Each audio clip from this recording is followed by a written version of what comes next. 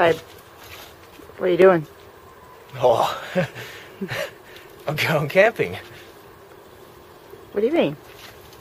Well, I've got some free time off in the middle of the week, so I'm going camping. You said you were going to cut that tree down in the backyard. Well, and Tony's got some free time as well, so we thought we'd just head off on a Wednesday for just a quick night. We're going to the Upper Murray River, which is up the back of Dwellingup in Western Australia, and we're going to take the Albany Highway up there through Boddington.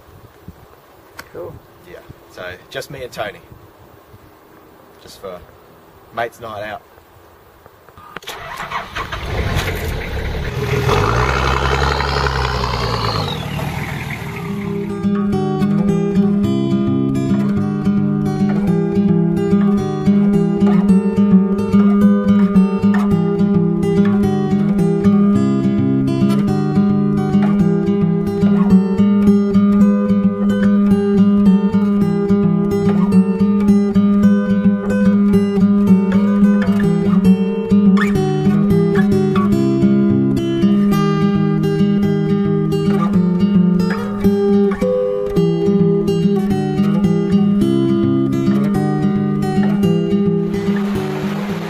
Taken us 2 hours to get here. It should take you less time, but we took a lot of wrong turns. This is the first contact with the Murray River. It is the Tumlo Tank area, and you should see this on most good GPSs and maps. The bridge in the picture there is the old railway bridge from the logging days. You used to be able to drive across it, but I wouldn't want to take a vehicle over that thing now. You can still walk it, however. What I'm walking across right now is the Tumlo Crossing. Now I have come across this before in the dead middle of winter, and I'll show you a bit of footage from what the crossing looked like then. We were going to attempt to cross it from the side you could currently see me running up, but that wasn't going to work out.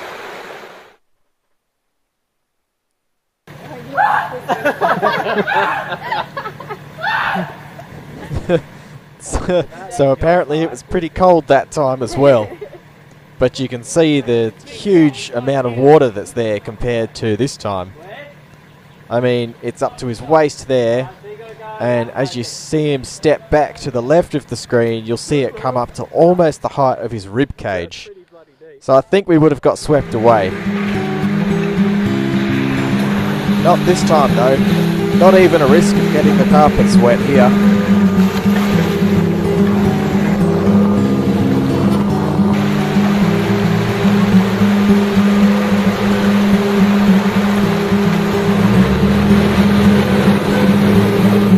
So we're fishing for redfin. Now I tried telling Tony he should bring a fishing rod, but he was convinced that full Neanderthal was the way to go. I'm using this little buddy. That fella there looks like a little marron. I think it's probably a bit shallow.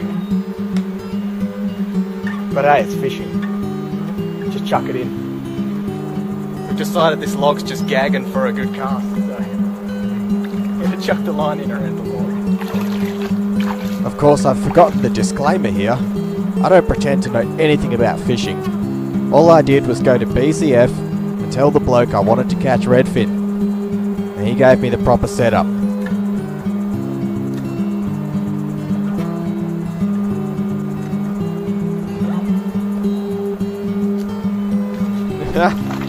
And you reckon it looks like I'm having trouble?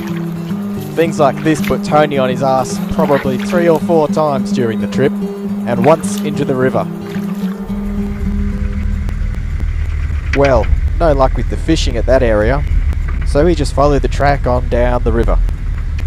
There are many little areas that pull off the track like this one, which just lead to a small area to park your car, maybe set up your swag or your tent, and of course try throwing the fishing rod in.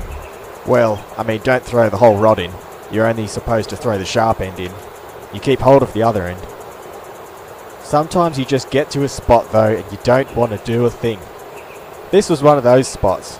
We probably sat on that log for about an hour, having a few drinks, feet in the water, and had a bit of lunch before we moved on. Didn't even touch the fishing rods at this location. Now here's something I really didn't expect at this time of year. There was actually still some mud around. Turns out Tony's not one to shy away from a bog hole. Now I hate bog holes. I'll avoid them wherever I can. Not that I don't like the mud, it's just that I hate the cleanup. Also, Tony received a bit of damage in this bog hole somehow. A couple of small dents just under his sills.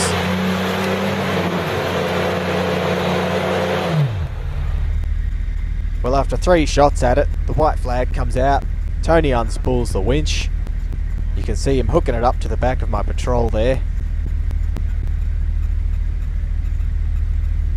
We did have a winch dampener blanket somewhere, but rather than bother finding that, we just threw a couple of jumpers and jackets over it.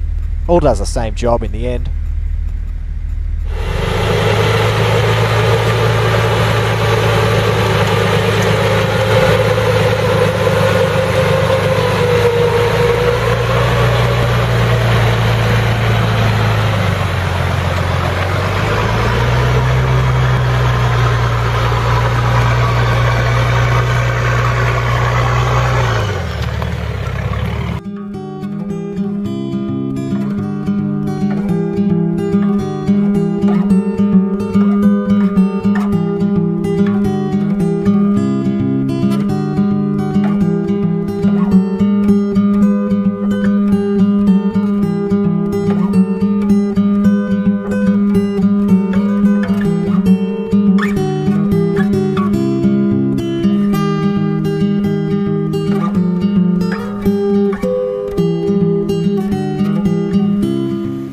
After driving puddles of mud on the track along the river all morning, I noticed some contour lines on the GPS that suggested some steep terrain and possibly a hill climb.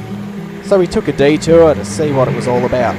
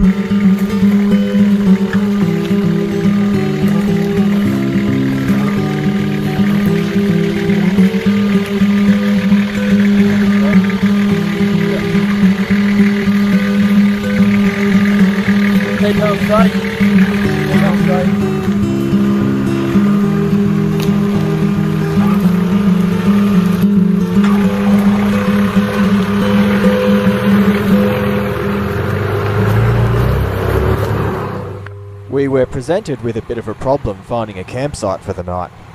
Not because there wasn't enough of them, because there was too many to choose. We ended up settled into this place just down this hill climb, right on the bank of the Murray River. We're going to start a fire with this. Wait. And this. The old flint spark there. Check out that. Now, I've done this one time before, and that one time my brother chucked the biggest log in history on it and snuffed the fire. So we're going to use a bit of this paper bark behind me. Try and use that for tinder. Somebody was good enough to leave a fire pit made of bricks for us, so we used the depression in one of these bricks to put our tinder in. I think this might be the secret to starting a fire with a flint, as the depression in the brick lets more air get into the tinder from underneath. Yes. You get my front of it. Easy. Who'd have thought without matches we could go full out Bear Grylls with the Bear Grylls Ultimate. You better be happy, Bear Grylls. That was a free plug. Of course, after a long day of cruising around the bush and lazing around the river, what did we have to do? Just laze around the fire some more. The fish weren't putting out today. This reflected badly on my dinner plans and meant that it was just a tin of baked beans for me. I did throw together a chocolate damper from a packet mix. That helped to lift the spirits a little.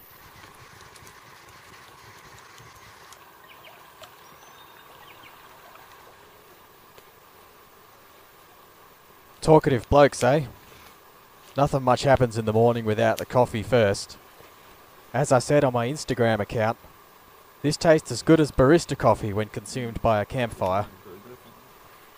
Still no fish on the bite. We really had to kick things up a notch after this. The flies came in, and we had to move on before we went crazy. These things are badass. Look at them all chilling on the swag there. We've even come to the extreme point where we're going to throw some green stuff on the fire to try and get more smoke. Where do we get some green stuff from? Got to find a... Over that way. There you go. Yeah.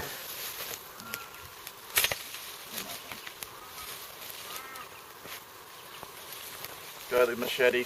Go the machete. See how smoky that gets. That should discourage them a bit.